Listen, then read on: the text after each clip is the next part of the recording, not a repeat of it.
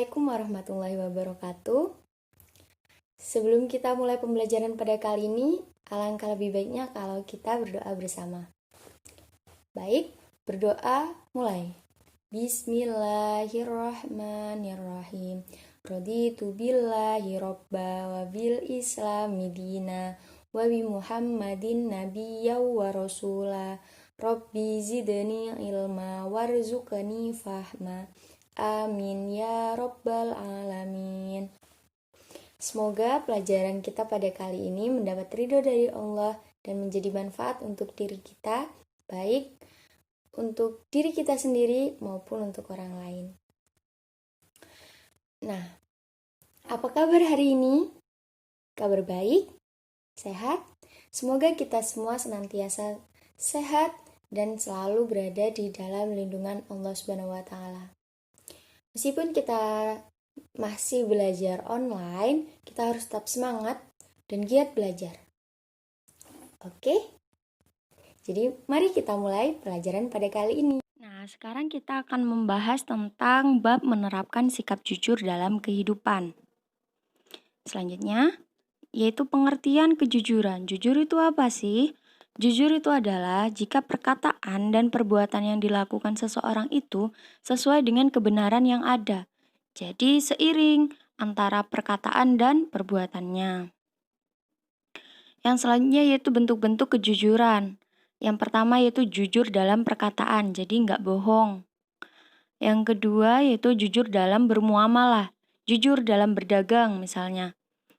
Yang ketiga yaitu jujur dalam janji. Jadi kalau berjanji itu tidak mengingkari atau mungkin membuat janji palsu. Yang keempat yaitu jujur dalam penampilan.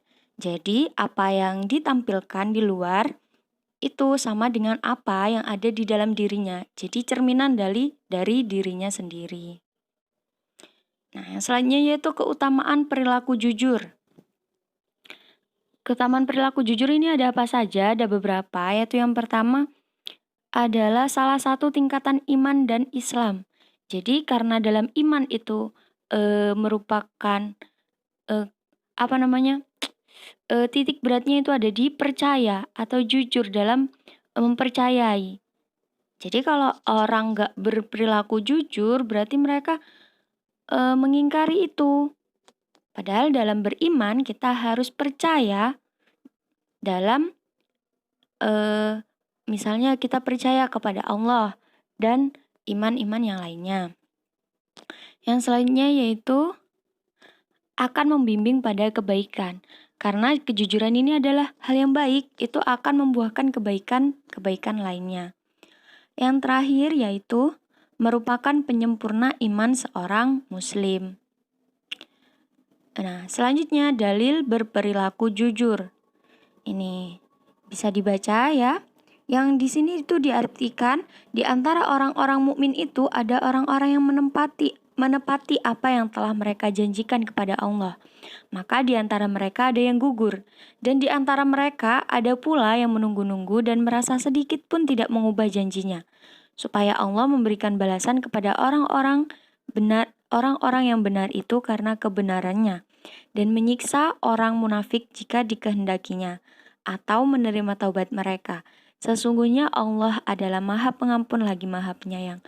Nah, di sini disebutkan bahwa kita keutamaan berperilaku jujur, nantinya Allah itu akan memberikan balasan kepada orang-orang yang berperilaku jujur, seperti itu. Dan juga balasan kepada orang-orang yang berperilaku ingkar. Selanjutnya membiasakan diri berperilaku jujur dalam kehidupan sehari-hari. Di sini di sekolah yang pertama. Ada apa saja? Yang pertama meluruskan niat. Jadi kita sekolah itu diluruskan dulu niatnya, bukan cuma karena pengen uang jajan, bukan mau main, bukan mau kabur dari rumah misalnya biar nggak bantu-bantu. Jangan, kita luruskan niat yaitu untuk mencari ilmu, seperti itu ya. Yang kedua yaitu tidak berbuat curang saat ujian. Nah, ini yang penting. Jangan nyontek. Kerjakan sebisa kita, semampu kita. Yang terakhir yaitu berperilaku sopan santun. Ini berlaku kepada guru. Bukan cuma kepada guru sih, tapi juga kepada seluruh orang yang ada di sekolah, misalnya kepada teman, kepada satpam, tukang kebun, dan lain-lain. Selanjutnya di rumah. Di rumah kita harus membiasakan diri untuk meluruskan niat juga. Jadi kalau di rumah itu kita meluruskan niat untuk berbakti kepada orang tua karena di rumah kita bersama orang tua. Yang kedua yaitu memberi info yang valid pada orang tua. Jadi karena kita anak muda ya yang lebih melek kepada informasi yang ada pada sosial media misalnya, jangan mudah menyebarkan berita-berita yang belum valid kepada orang tua. Karena biasanya orang tua itu lebih panikan, lebih parnoan dari kita. Jadi kalau kita ngasih berita yang nggak benar, mereka itu akan mudah percaya dan lebih mudah panik seperti itu. Yang kedua bersikap terbuka kepada orang tua. Nah, orang tua di rumah itu bukan cuma tempat kita untuk minta makan, minta uang, tapi kita juga bisa cerita kepada orang tua kita apa-apa saja yang kita keluhkan, apa saja yang kita inginkan, bukan cuma materi, tapi tentang misalnya, Bu, aku loh di sekolah punya masalah gini-gini. Kita harus terbuka. Kalau kita terbuka, orang tua juga pasti bisa memahami apa yang kita pikirkan, seperti itu. Yang selanjutnya di masyarakat. Yang pertama tidak membuat dan menyebar hoax. Ini yang penting sekali. Karena hoax sekarang ini tuh mudah banget menyebar. Karena sosial media sudah bisa diakses oleh siapapun dengan mudah dan dimanapun. Nah, yang selanjutnya menjaga kepercayaan orang lain. Kalau kita di masyarakat sudah dipercaya misalnya menjadi ketua panitia acara misalnya. Kita harus menjaga kepercayaan itu karena kalau kepercayaan orang sudah kita hilangkan, sudah kita ingkari, orang lain jadi gak percaya kepada kita yang akan susah karena kepercayaan orang lain itu susah sekali untuk kembali. Misalnya kita sudah mengingkarinya, kita sudah mengkhianatinya, akan susah sekali mereka untuk percaya kepada kita. Yang terakhir yaitu ikhlas. Yang terakhir yaitu ikhlas dalam melakukan apa yang ada di masyarakat, berpartisipasi dalam masyarakat. Jadi kalau kita berpartisipasi dalam masyarakat itu kita harus ikhlas, seperti itu.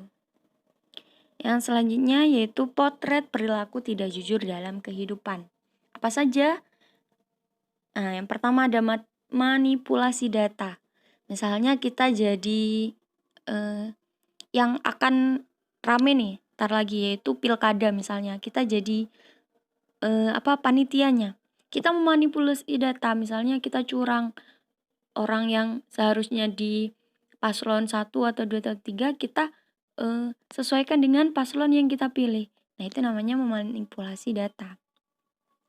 Yang selanjutnya yaitu berbuat curang. Berbuat curang ini bisa di dalam apa saja ya. Misalnya tadi juga curang.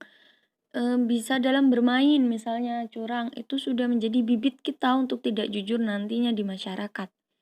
Yang selanjutnya yaitu sumpah palsu. Dan yang terakhir menyebar berita bohong atau hoax tadi itu. Yang selanjutnya cara melatih perilaku jujur. Yang pertama tanamkan niat yang kuat. Aku harus jujur, apapun yang terjadi aku harus jujur. Itu tanamkan dalam diri. Yang kedua tekad yang kokoh. Yang ketiga memiliki keyakinan yang kuat. Dan yang keempat melakukan latihan terus-menerus. Misalnya kita sudah berlaku di masyarakat nih, kita harus terus berusaha untuk berlaku jujur.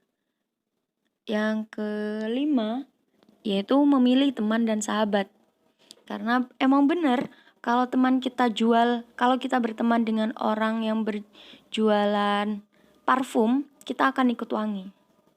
Tapi kalau kita temenan sama orang yang jualan, yang jadi pemulung misalnya, kita akan ikut bau. Itu cuma perumpamaan ya. Maksudnya di sini kalau teman kita baik, besar kecil kita juga akan terpengaruh untuk menjadi baik. Kalau teman kita buruk, sama juga besar kecil kita akan terpengaruh dari hal buruk tersebut. Yang terakhir yaitu biasakan perilaku jujur dalam kehidupan. Nah, yang selanjutnya yaitu hikmah berperilaku jujur. Apa saja hikmahnya kalau kita berlaku jujur? Yang pertama, ketenangan hati. Karena kita jujur, nggak ada yang kita tutupi atau kita bohongi, kita akan tenang. Hati kita akan tenang gitu. Yang selanjutnya yaitu tidak bermasalah hukum. Misalnya ini nanti kalau kita menipu orang lain, kan itu termasuk tidak jujur ya, itu pasti bermasalah hukum. Yang ketiga yaitu mendapat kepercayaan orang lain. Sudah pasti kalau kita jujur, orang lain akan percaya kepada kita.